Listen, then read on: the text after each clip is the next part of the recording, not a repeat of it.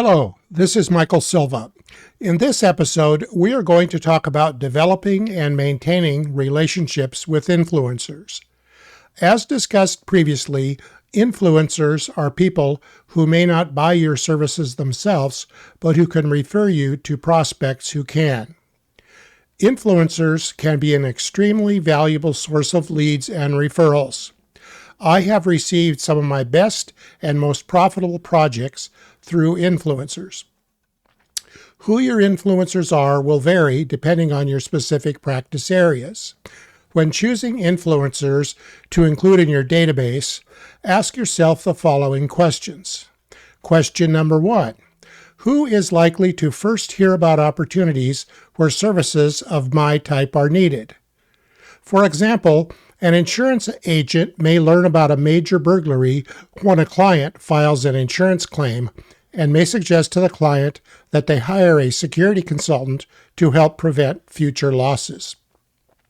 In another example, a construction project manager may have a project where the architectural and engineering team does not have the skills to design security systems and recommends that the client hire a technical security consultant. Question number 2. Who might the client mistakenly call when they need services of my type? For example, a client may contact their security guard company when needing a security assessment, but the guard company does not have the skills necessary to conduct a comprehensive assessment, so recommends that the client call in an independent security consultant. Question number 3. Who offers services of my type but may turn away projects when they are too busy or feel that the project is too small or outside of their area of expertise? It may come as a surprise, but those who you consider to be competitors can actually be a great source of work. Often, another security consultant may be too busy to take on another project, feel that a project is too small, or feel that the requested scope of work is outside of their area of expertise. The same is true of engineering firms, who may feel comfortable designing small security systems, but will refer a client to a technical security consultant when a security systems project is too complex for them to handle themselves.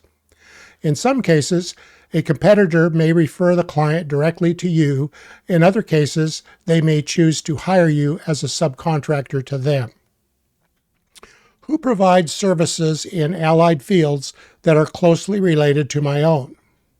For example, most private investigators are capable of conducting investigations, but may have a limited ability to give advice on how to manage a security program.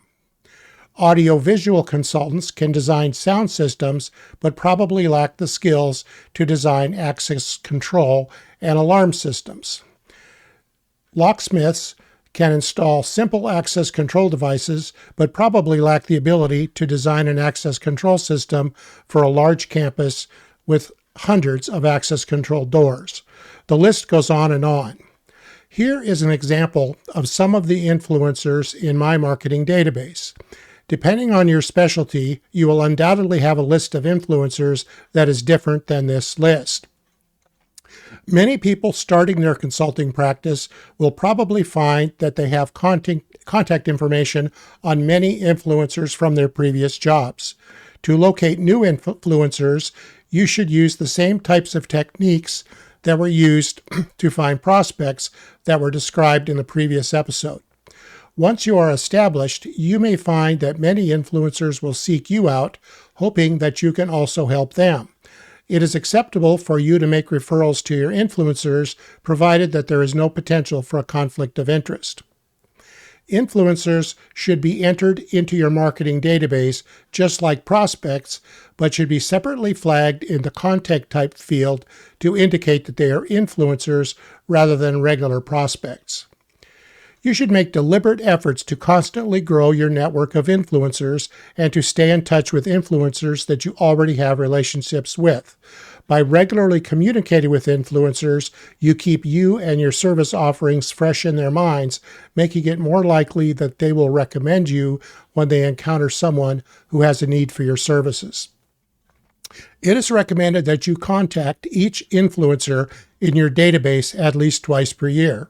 A telephone call works best, but a quick email can also be effective. It is also recommended that you meet in person with your important influencers whenever possible.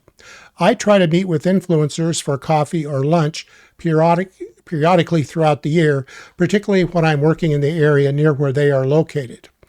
Always take the time to thank an influencer when they refer a potential client to you, even if the referral doesn't result in a sale. I always do this with a telephone call rather than an email or text message. I express sincere thanks to them for the referral and tell them, keep them coming.